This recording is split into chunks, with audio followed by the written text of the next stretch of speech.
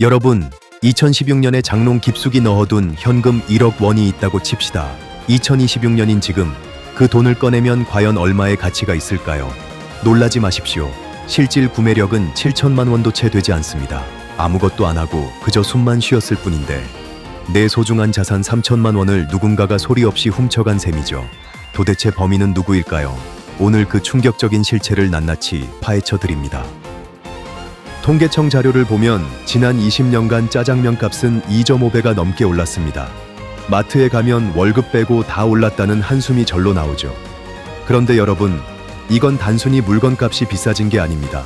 우리가 믿었던 돈의 가치가 쓰레기처럼 녹아내린 결과입니다. 경제학의 거두 밀턴 프리드먼은 이렇게 말했습니다. 인플레이션은 입법 없이 부과되는 가장 무서운 세금이라고 말이죠. 우린 지금 세금을 뜯기고 있는 겁니다. 오늘 이 영상을 끝까지 보시면 여러분의 노후를 지킬 결정적 3가지를 얻어가실 수 있습니다.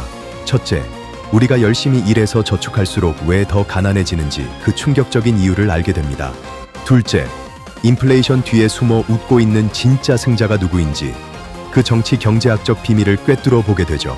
셋째, 내 자산이 녹아내리지 않게 방어하는 실질적인 방법까지 챙겨가십시오. 20년 차 금융현장 전문가의 눈높이 경제시선, 지금 시작합니다.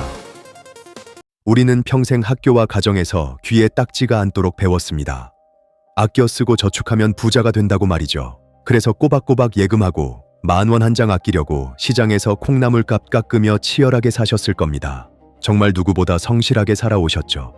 그런데 요즘 통장을 들여다보면 어떤 생각이 드시나요? 이 돈으로 예전엔 집도 샀는데 지금은 서울 전세는커녕 경기도 월세도 빠듯하네. 이런 허탈감 비단 여러분만 느끼는 건 아닐 겁니다. 뭔가 이상하지 않습니까? 기술은 날로 발전하고 공장의 생산성은 좋아지는데 왜 물가는 떨어지지 않고 미친 듯이 오르기만 할까요? 한국은행 데이터를 자세히 뜯어보니 충격적인 사실이 발견됩니다. 시중에 풀린 통화량, 즉 M2는 지난 10년 새 2배 가까이 폭증했습니다. 물건의 양은 그대로인데 돈만 종이 조각처럼 계속 찍어낸 겁니다. 이건 자연스러운 경제 현상이 아니라 누군가의 철저히 의도된 선택이었던 셈이죠. 여기서 첫 번째 의문이 듭니다. 도대체 왜 이렇게 돈을 막 찍어냈을까요? 그리고 그 돈은 가장 먼저 어디로 갔을까요? 경제학에는 캔틸론 효과라는 이론이 있습니다. 수도꼭지에서 물이 나오듯 돈이 처음 풀리는 곳에 있는 사람들은 아직 물가가 오르기 전의 가격으로 알짜 자산을 사들입니다. 반면 그 돈이 돌고 돌아 우리 같은 서민에게 올 때는 이미 물가가 천정부지로 오른 뒤죠. 시간차 공격을 당한 겁니다. 이게 참 잔인한 현실입니다. 월급쟁이와 연금생활자는 물가가 오르면 앉아서 구매력을 뺏깁니다. 300만 원 월급은 그대로인데 마트 영수증은 400만 원어치 부담으로 다가오니까요. 성실함이 오히려 독이 되는 구조, 누구도 책임지지 않습니다. 그런데 말입니다. 아주 자세히 들여다보면 이 상황을 은근히 즐기는 세력이 따로 있습니다.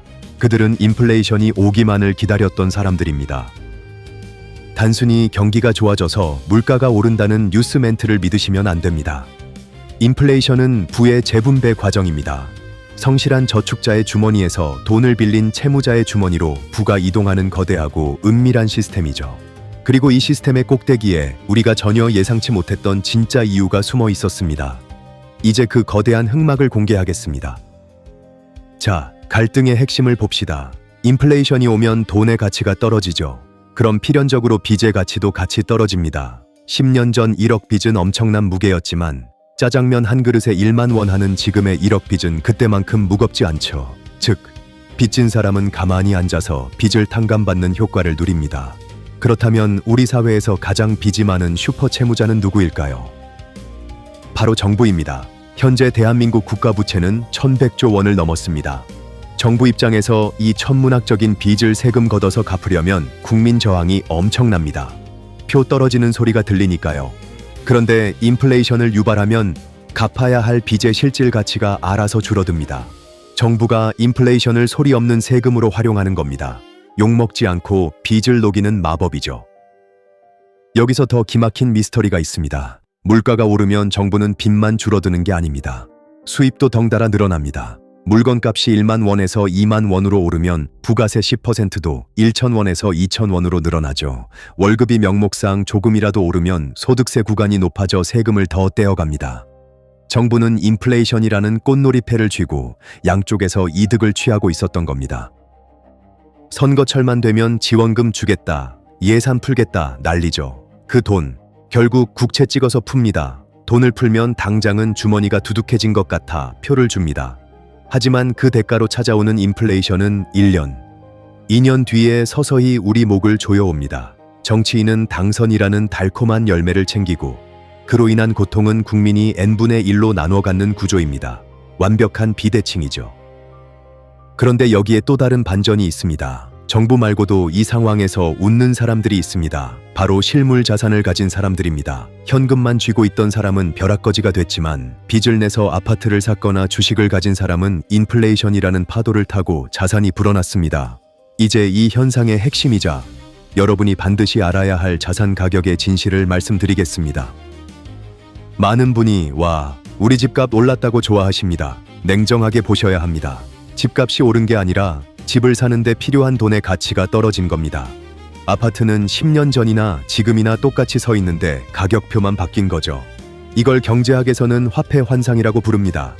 이 환상에 속으면 내가 부자가 된 줄 알고 흥청망청하다가 결국 진짜 부자와 가짜 부자의 격차만 더 벌어지게 됩니다.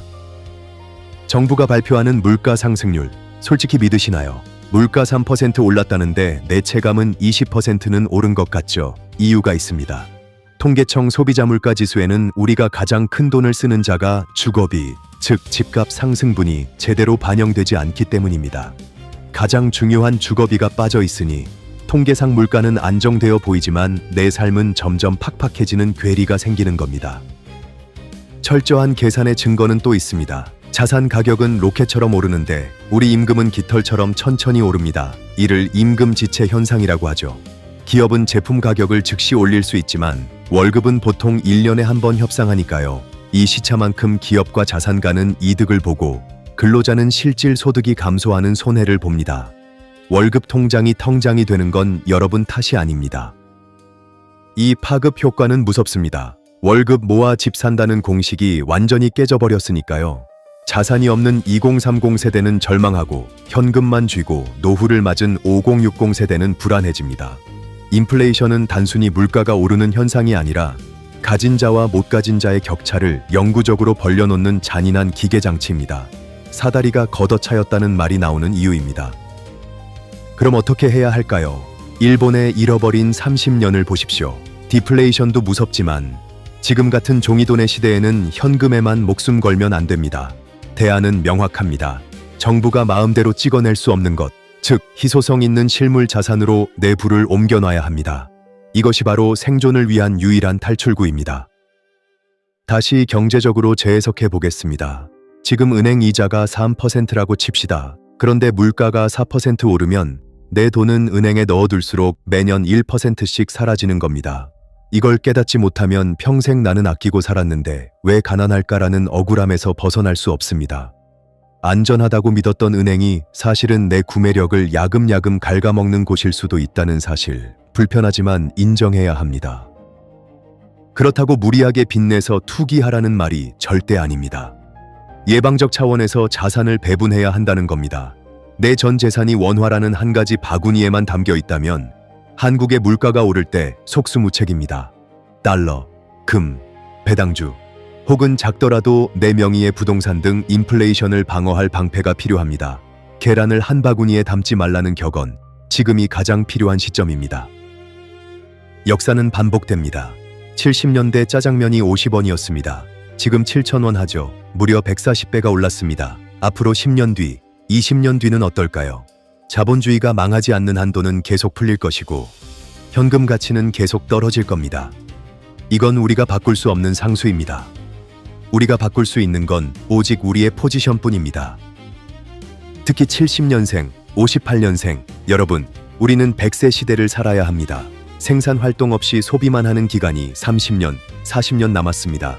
인플레이션은 소득 없는 은퇴자에게 가장 가혹합니다.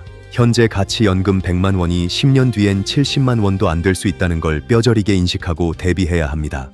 지금 준비하지 않으면 노후 빈곤은 예고된 재앙입니다. 결론은 명확합니다. 정부와 은행은 여러분의 자산을 지켜주지 않습니다. 그들은 시스템을 유지하기 위해 인플레이션을 필요로 하니까요. 이 거대한 흐름을 거스를 순 없지만 올라탈 순 있습니다. 눈을 뜨고 내 돈의 피난처를 마련하는 것. 그게 바로 진짜 경제 공부입니다. 금융 문맹에서 탈출하는 순간 위기는 기회가 됩니다. 오늘 내용을 세 줄로 요약하겠습니다.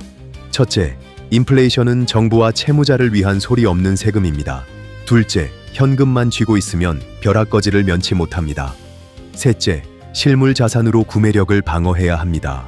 제가 현장에서 20년간 보며 느낀 건 진짜 부자는 돈을 단순히 모으는 사람이 아니라 돈을 자산으로 바꾸는 사람이더군요.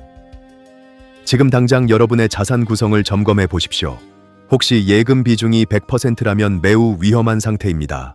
오늘 저녁 자녀분들과 혹은 배우자와 함께 우리 집의 자산이 인플레이션에 얼마나 취약한지, 앞으로 어떻게 방어할지 진지하게 대화해 보시는 건 어떨까요? 지금의 작은 관심이 10년 뒤 뼛속까지 다른 결과를 만듭니다.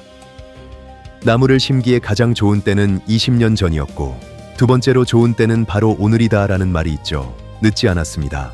여러분의 소중한 노후 자산 똑똑하게 지키시길 응원합니다. 이 영상이 도움되셨다면 좋아요와 댓글로 함께해 주십시오. 지금까지 눈높이 경제 시선이었습니다. 감사합니다.